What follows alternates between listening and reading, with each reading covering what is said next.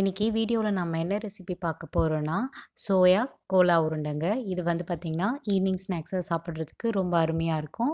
இது எப்படி செய்கிறதுன்னு பார்க்குறதுக்கு முன்னாடி இது வரைக்கும் நீங்கள் நம்ம சேனலை சப்ஸ்கிரைப் பண்ணாமல் இருந்தீங்கன்னா மறக்காமல் சப்ஸ்கிரைப் பண்ணிக்கோங்க. லைக் பண்ணுங்கள், ஷேர் பண்ணுங்கள், கமெண்ட்ஸ் பண்ணுங்கள். மறக்காமல் பெல் நோட்டிஃபிகேஷனை கிளிக் பண்ணுங்கள். அப்போ தான் நாங்கள் அப்லோட் பண்ணுற வீடியோஸ் வந்து உங்களுக்கு உடனுக்குடன் வந்து சேரும். வாங்க இந்த சோயா கோலா உருண்டை வந்து எப்படி செய்கிறதுன்றதை பார்க்கலாம். கிச்சனுக்குள்ளே போகலாம். இப்போ நம்ம மீல் மேக்கர் நம்ம ஊற வைக்கிறதுக்காக சுடு தண்ணியை வந்து ப்ரிப்பேர் பண்ணி வச்சிடலாம். கேஸ் ஸ்டவ் ஆன் பண்ணிவிட்டு பாத்திரம் வச்சுட்டேன். தேவையான அளவு வந்து தண்ணியை சேர்த்துட்டேன். தண்ணி நல்லா ஹீட் ஆகட்டும். நல்லா ஹீட் ஆகிற வரைக்கும் நம்ம வெயிட் பண்ணுவோம். நல்லா ஹீட் ஆன பிறகு நம்ம வந்து 100 கிராம் வந்து மீல் மேக்கரை வந்து நம்ம சேர்த்துக்கலாம். இப்போ பார்த்திங்கன்னா தண்ணி வந்து நல்லா ஹீட் ஆக ஆரம்பிச்சிருச்சு. இப்போ இந்த டைமில் நம்ம வந்து 100 கிராம் அளவு வந்து சோயா வந்து சேர்த்துக்கலாம். 1 கப் அளவு வந்து இப்போ சேர்த்துக்கிட்டேன். அடுத்து இன்னொரு கப்பு வந்து நான் சேர்த்துக்கிறேன். இது பார்த்திங்கன்னா ஒரு அரை மணி நேரத்துலேருந்து 3/4 மணி நேரம் நல்லா வந்து ஊற வைக்கணும். 100 கிராம் அளவு மீல் மேக்கர் வந்து நம்ம வந்து சுடு தண்ணியில் சேர்த்தாச்சு. இப்போ வந்து நான் கேஸ் ஸ்டவ்வும் ஆஃப் பண்ணிவிட்டேன். இது பார்த்திங்கன்னா நல்லா ஊறட்டும். நல்லா ஊறுற வரைக்கும் நம்ம வந்து வெயிட் பண்ணுவோம். இப்போ நல்லா ஊறிட்ட பிறகு நம்ம வந்து இதில் இருக்க தண்ணியெல்லாம் வந்து நல்லா வந்து புழிஞ்சு எடுத்துக்கணும். நான் பார்த்திங்கன்னா ஒரு 45 மினிட்ஸ் நல்லா ஊற வச்சிட்டேன். ஊற வச்சிட்ட பிறகு இப்போ நான் வந்து நல்லா வந்து கொஞ்சம் கொஞ்சமாக எடுத்து நல்லா புழிஞ்சிக்கிறேன். இதில் கொஞ்சம் கூட தண்ணி இல்லாமல் நம்ம வந்து புழிஞ்சு ஒரு பிளேட்டில் வந்து மாற்றி வச்சுக்கணும். எந்த அளவு உங்களால் வந்து புழிய முடியுமோ அந்த அளவு நீங்கள் வந்து புழிஞ்சு வச்சுக்கோங்க. இதை புழிஞ்சு தனியாக நம்ம வந்து வச்சிடலாம். பொட்டுக்கடலை நம்ம வந்து நல்லா பொடிச்சு வச்சுக்கலாம். அதுக்கு நான் ஒரு மிக்சர் ஜாரை எடுத்துகிட்டு அதில் வந்து ஒரு அரை கப்பு வந்து பொட்டுக்கடலை போட்டு நல்லா பொடிச்சு ஓரமாக எடுத்து வச்சுக்கிட்டேன்.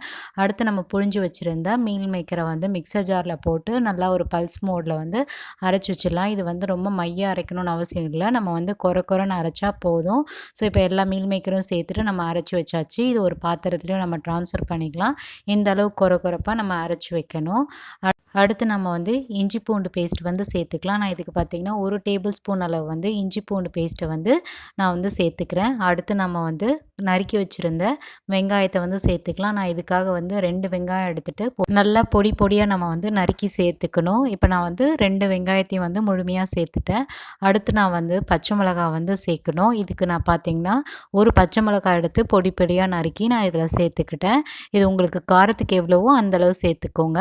அடுத்து நான் வந்து கருவேப்பிலை வந்து சேர்த்துக்கிட்டேன். அடுத்து நான் வந்து கொத்தமல்லியை வந்து கொஞ்சமாக சேர்த்துட்ட பிறகு ஆல்ரெடி நம்ம வந்து பொடிச்சு வச்சுருந்த பொட்டுக்கடலை மாவு வந்து கொஞ்சமாக சேர்ப்போம். நான் இப்போதைக்கு பார்த்திங்கன்னா 3 டேபிள் ஸ்பூன் அளவு வந்து பொட்டுக்கடலை மாவு வந்து சேர்த்துக்கிறேன்.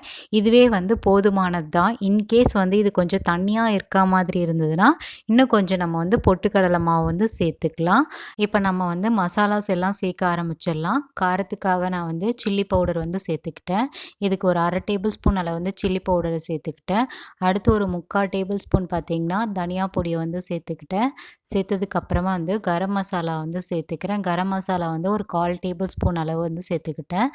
கரம் மசாலா சேர்த்ததுக்கப்புறமா சோம்பு சேர்த்துக்கலாம். சோம்பு பார்த்திங்கன்னா நான் வந்து 1/4 டேபிள் ஸ்பூன் வந்து சேர்த்துக்கிட்டேன். அடுத்து வந்து துருவி வச்சுருந்த தேங்காய் வந்து சேர்த்துக்கலாம்.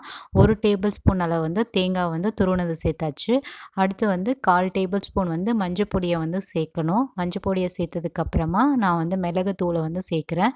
இது ஒரு அரை டேபிள் ஸ்பூன் அளவு வந்து மிளகுத்தூளை வந்து சேர்த்தாச்சு. அடுத்து நம்ம வந்து தேவையான அளவு வந்து உப்பு சேர்த்துக்கலாம். நான் இதுக்கு பார்த்திங்கன்னா அரை டேபிள் ஸ்பூன் அளவு வந்து உப்பு சேர்த்துக்கிறேன். இதை எல்லாமே நம்ம மிக்ஸ் பண்ணி பார்த்துட்டு உப்பு தேவைன்னா நம்ம சேர்த்துக்கலாம். தேவையில்லைன்னா நம்ம வந்து இக்னோர் பண்ணிடலாம். அடுத்து நான் வந்து எலுமிச்சை சாறு வந்து சேர்த்துக்கிறேன். இது ஒரு பழம் எடுத்து சாராக புழிஞ்சு இதில் சேர்த்துக்கிட்டேன். அடுத்து நம்ம இது எல்லாமே போட்டு நல்லா வந்து மிக்ஸ் பண்ணி வைப்போம்.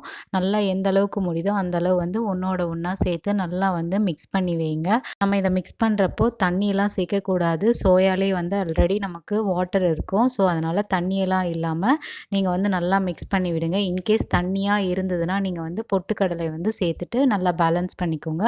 அடுத்து நம்ம வந்து கொஞ்சமாக மாவு எடுத்து உங்களுக்கு எந்த சைஸ் வந்து தேவைப்படுதோ அந்த சைஸ் வந்து உருண்டையாக உருட்டி நம்ம வந்து இதை ஒரு பிளேட்டில் வச்சுருவோம். இப்போ பார்த்திங்கன்னா எனக்கு இந்த மாவு மொத்தத்துக்கும் வந்து எனக்கு குறைஞ்சது வந்து 20 உருண்டை வந்து கோலா உருண்டை வந்துச்சு. ஸோ உங்களுக்கு எந்த சைஸ் விருப்பமாக இருக்கோ அந்த சைஸில் நீங்கள் வந்து உருட்டிக்கோங்க. இப்போ நம்ம வந்து எல்லா உருண்டையும் வந்து தயார் பண்ணி வச்சிட்டோம். இதை நம்ம அடுத்து வந்து பொரிச்சு எடுத்துக்கலாம். அதுக்கு நான் வந்து கேஸ் ஸ்டவ் ஆன் பண்ணிவிட்டு கடாய் வச்சிட்டேன். கடாய் நல்லா ஹீட் ஆகட்டும். ஹீட் ஆன பிறகு நம்ம எண்ணெயை சேர்த்துக்கலாம். பொரிக்கிறதுக்கு எந்த அளவு எண்ணெய் தேவைப்படுதோ அந்தளவு வந்து எண்ணெயை சேர்த்துக்கலாம். எண்ணெய் நல்லா காயட்டும். எண்ணெய் நல்லா காய்ஞ்ச பிறகு நம்ம ஒன்று ஒன்றா போட்டு பொரிச்சு எடுத்துக்கலாம். இப்போ பார்த்திங்கன்னா எண்ணெய் நல்லா காய ஆரம்பிச்சிருக்கு. இந்த டைமில் வந்து நான் வந்து ஏற்கனவே உருட்டி வச்சதை வந்து கொஞ்சம் கொஞ்சமாக வந்து சேர்த்துக்கிறேன். நம்ம வந்து நிறைய சேர்க்கணும்னு அவசியம் இல்லை. ஒரு 2 உருண்டை 3 உருண்டை வந்து பேட்ச் பை பேட்சாக பொரிச்சு எடுத்துக்கலாம். நீங்கள் இதை செய்கிறப்போ வந்து லோ ஃப்ளேம்லேயே வச்சு செய்யுங்க. அப்போ தான் வந்து உள்ளே இருக்க ஸ்டஃபிங்ஸும் நல்லா வேகும். மேலே மட்டும் வேகாமல் உள்ளேயும் நல்லா வெந்து வரும்.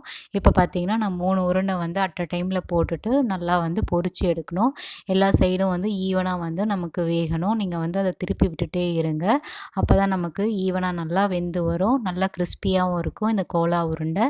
ஸோ இப்போ பார்த்திங்கன்னா ஆல்மோஸ்ட் நமக்கு வந்து வெந்து வந்துருச்சு. இந்த டைமில் நம்ம வந்து ஒரு பிளேட் எடுத்து நம்ம ட்ரான்ஸ்ஃபர் பண்ணிக்கலாம். ஒவ்வொரு கோலா உருண்டையாகவும் எடுத்து பொரிச்ச எல்லா கோலா உருண்டையும் நான் வந்து ஒரு பிளேட்டில் வந்து எடுத்து வச்சுட்டேன். அடுத்து நம்ம வந்து பேட்ச் பை பேட்சாக போட்டு பொரிச்சு எடுத்துக்கலாம்.